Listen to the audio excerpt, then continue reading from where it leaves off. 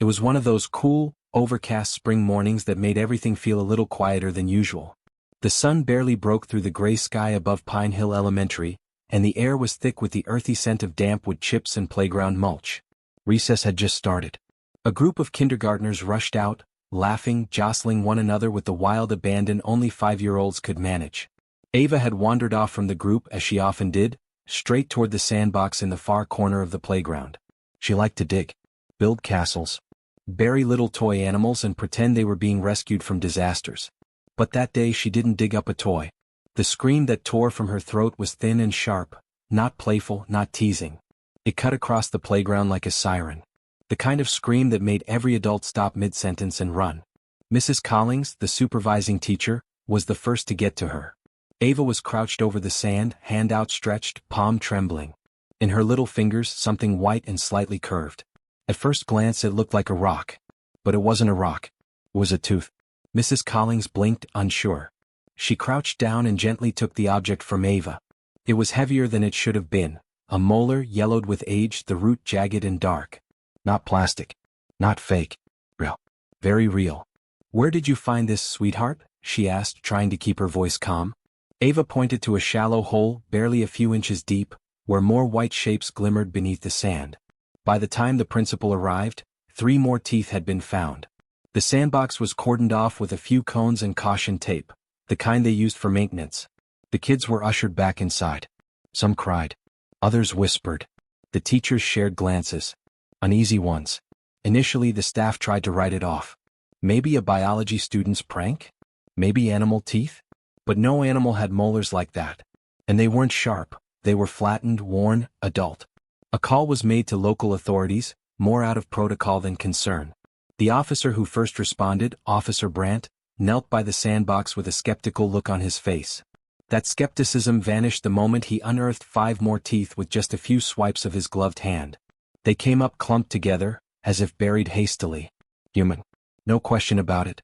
By that afternoon, crime scene tape wrapped around the entire playground. Curious parents gathered near the school's fence, whispering. Reporters arrived within hours. Flashing cameras. Questions that no one wanted to answer. Were they from one body? Is it a prank? How long had they been there? The forensic team brought in to investigate confirmed what many feared. The teeth were human, and they weren't from a single person. They varied in age and decay. Some looked like they came from a young adult. Others? From children. That was when the whispers began. The school sent out a carefully worded email. Out of an abundance of caution and due to the discovery of possibly historic remains, Pine Hill Elementary will be closed for the remainder of the week while authorities assess the situation. But the local forums, the late-night Reddit threads, the Facebook groups, they said more. They said someone had buried people under the sandbox. That something had happened years ago and was never reported. That maybe the land the school was built on had never been clean.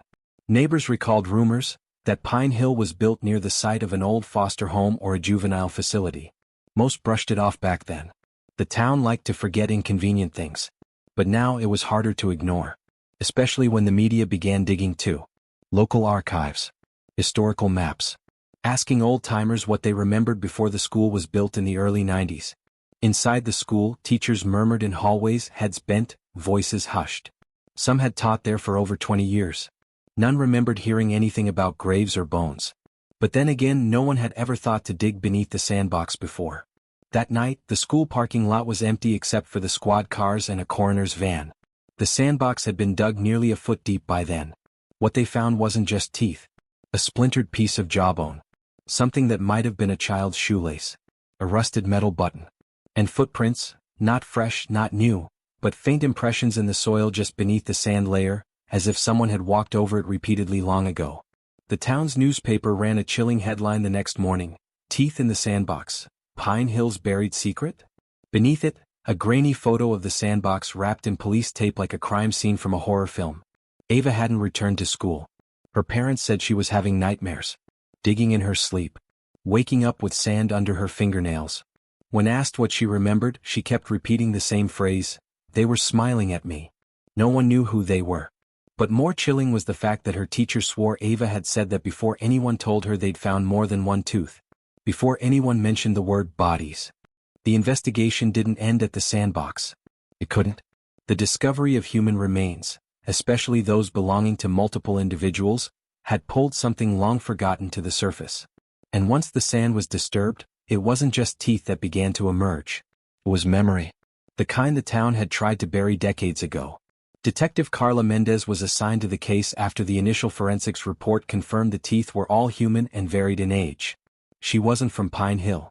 She came from 3 towns over, a quiet, deliberate woman with a background in cold cases. She didn't care for rumors or superstition. She wanted facts. Her first step was to look at the school's property history. Pine Hill Elementary had been built in 1992, part of a statewide initiative to modernize public education. The land had been cheaply acquired by the county. No red flags, nothing remarkable, until she went a little further back.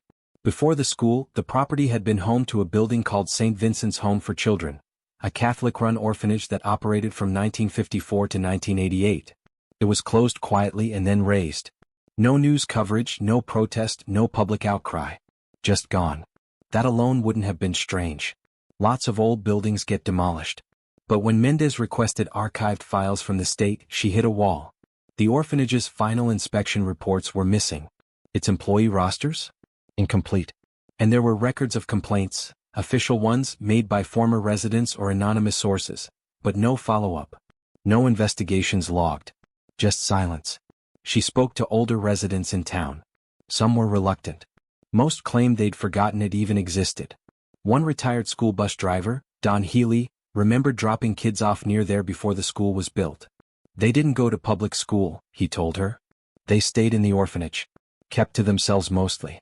But some of them, they weren't right. Like they'd seen something they couldn't talk about. When asked what happened to the children once the place closed, he just shook his head. Some got placed in homes, I guess. Some disappeared. No one really asked questions back then. A few days later, a letter arrived at the station. No return address. Inside was a single sheet of yellowed paper, a scanned copy of a local zoning map from 1981, showing the original orphanage layout. Scribbled in red ink was one word: basement. Mendez took it seriously. She cross-referenced the old blueprint with current construction. The Sandbox, the place where the teeth had been found, sat almost directly above where the orphanage's cellar used to be. A warrant was issued to begin excavation. Within a week, teams uncovered a partial concrete foundation beneath the playground. Most of it had collapsed during demolition, but part of it remained intact.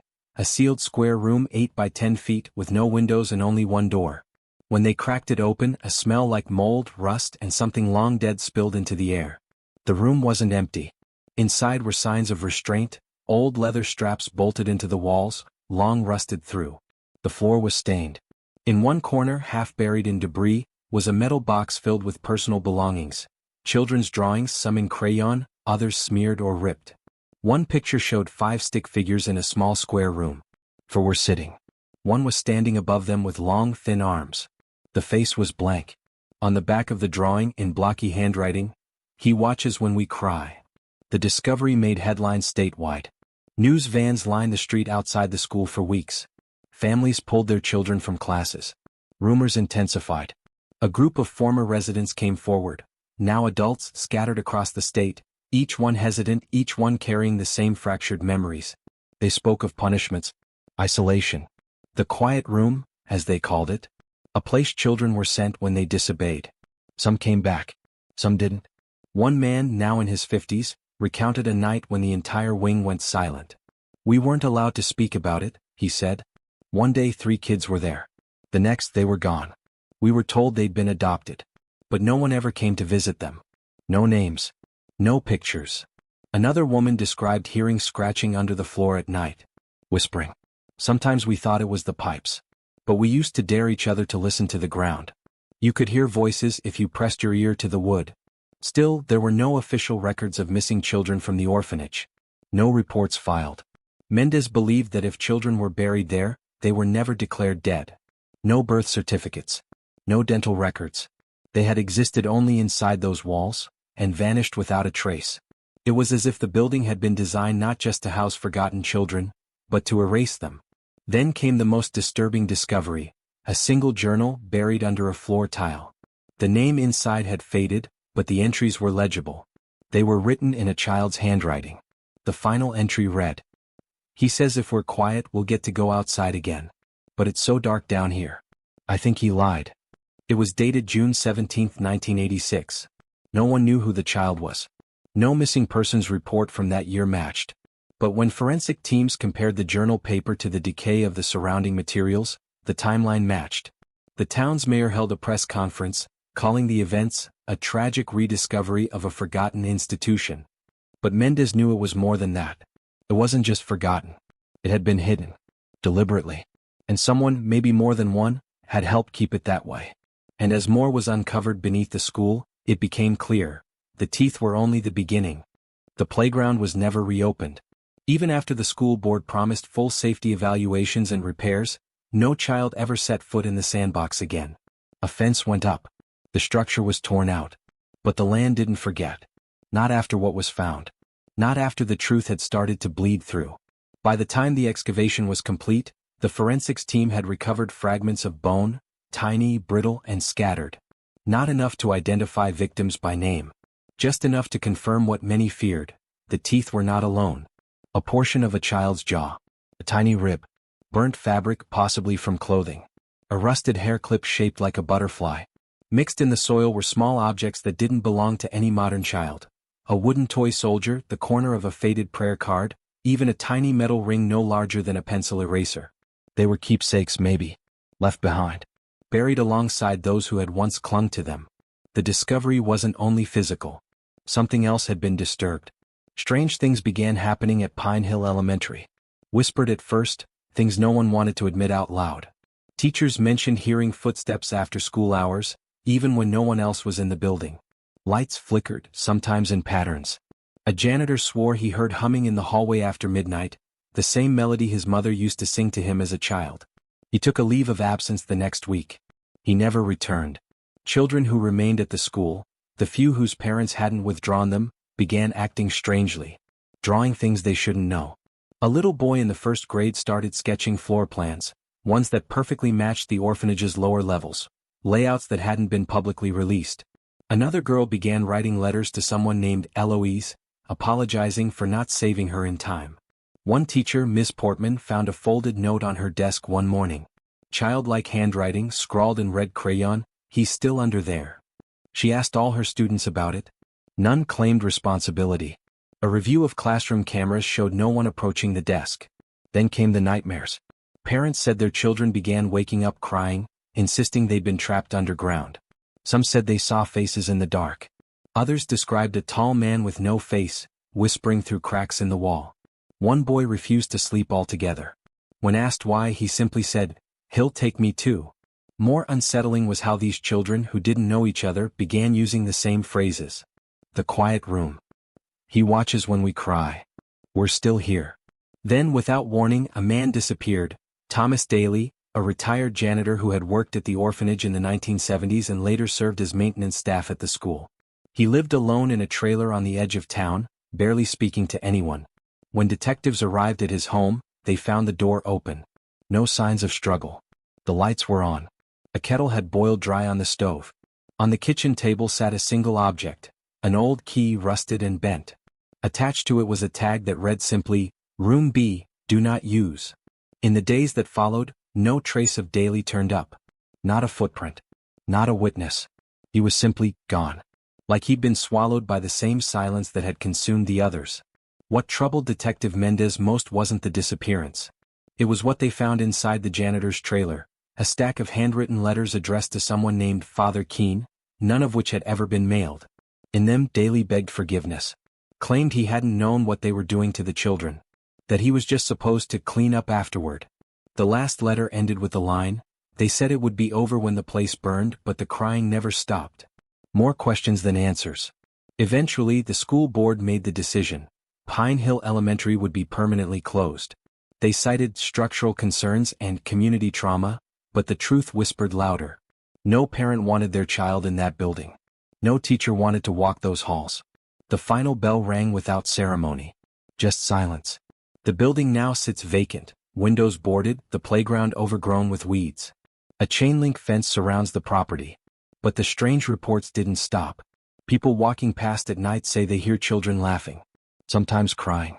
One man claimed he saw small handprints appear in the condensation on the windows, too high for a child to reach.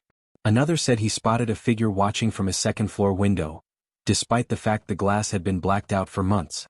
And in the weeks after the closure, local police received multiple reports of children digging in their backyards. Not playing. Digging. One mother found her 6-year-old son with bleeding fingers, scraping at the earth beneath the swing set. When she asked him why, he looked up at her and said, "They told me to let them out." The story never went national.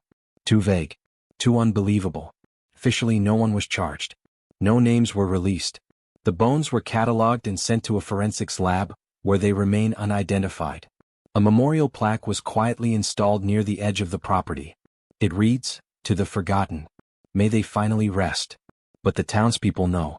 And late at night, when the wind passes through the empty schoolyard, it carries a sound not quite like wind. A sound like whispering. Like small voices under the earth, still waiting. Still watching.